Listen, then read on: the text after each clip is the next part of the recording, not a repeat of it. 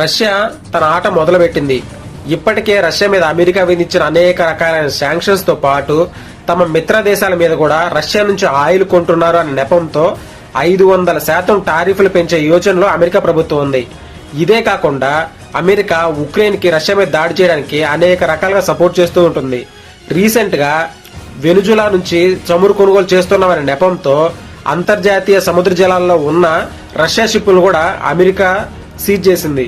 ఇటువంటి బెదిరింపులకి రష్యా భయపడదు అని చెప్పే విధంగా రీసెంట్ గా రష్యా దగ్గర ఉన్న అత్యాధునిక అణుక్షిపణి ఓరన్షిక్ క్షిపణిని ఉక్రెయిన్ మీద ప్రయోగించింది.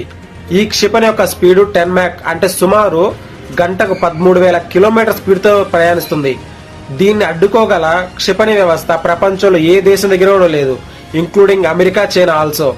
ఈ క్షిపణి ప్రయోగం కారణంగా 10 మంది ఉక్రెయిన్లు చనిపోయారు.